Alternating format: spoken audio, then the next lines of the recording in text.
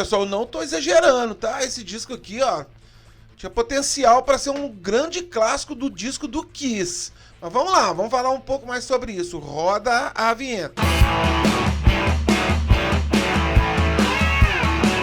O ano era de 1978, o Kiss estava estouradaço nos Estados Unidos.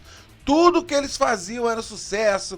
Os caras tinham revista em quadrinho, merendeira, boneco, máquina de fliperama, ou seja, era uma máquina de fazer dinheiro. Já falo muito do Kiss aqui no canal, mas eu acho que com muita justiça. O Kiss é legal pra caramba, é uma das bandas da minha vida.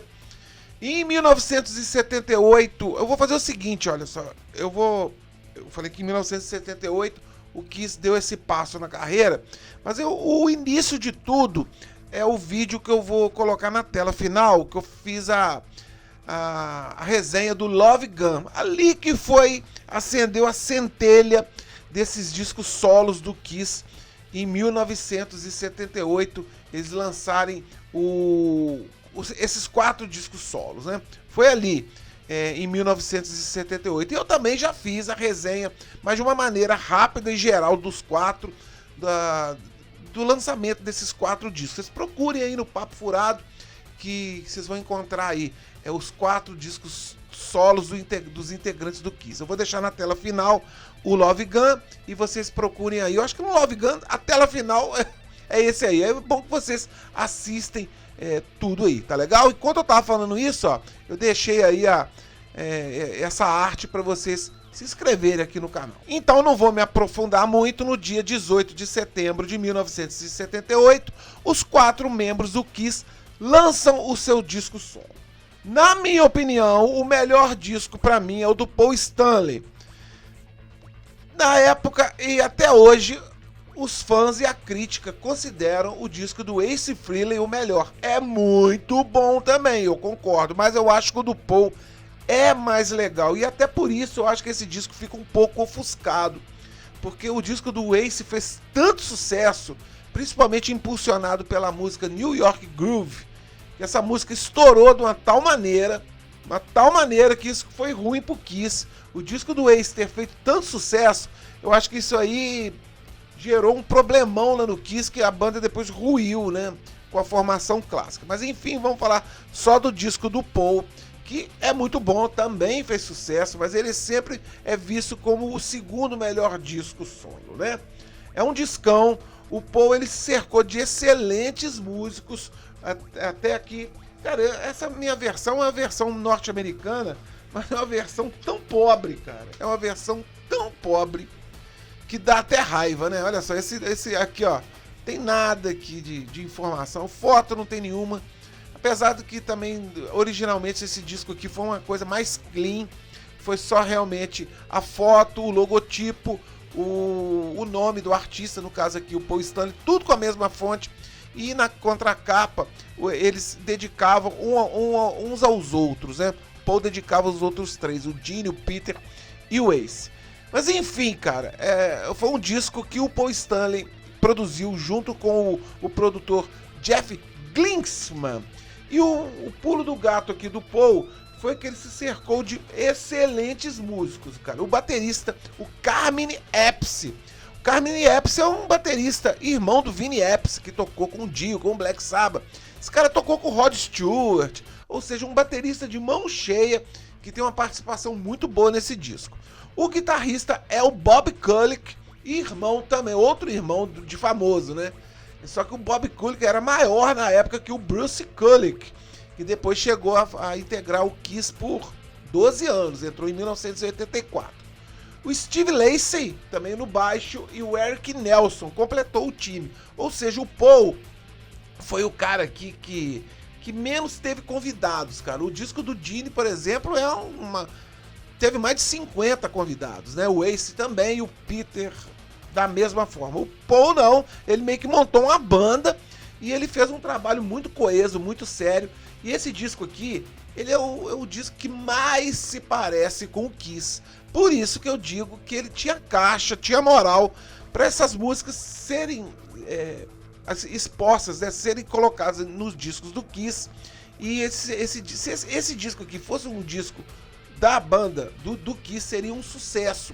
Eu acho que ele ficou até um pouco ofuscado de ser um disco solo do Paul. Você imagina, esse disco aqui tem quantas músicas? Tem 9, né? Se colocasse 6, 7 músicas, 3 com o Gene cantando, ia ser um disco do Kiss perfeito. Mas vamos lá, vamos falar aqui desse disco que eu adoro. O disco abre com Tonight, You Belong to Me. Começa ali com um dedilhado e depois é um rock and roll de primeira linha, onde o Paul Stanley estava voando nos vocais, cara.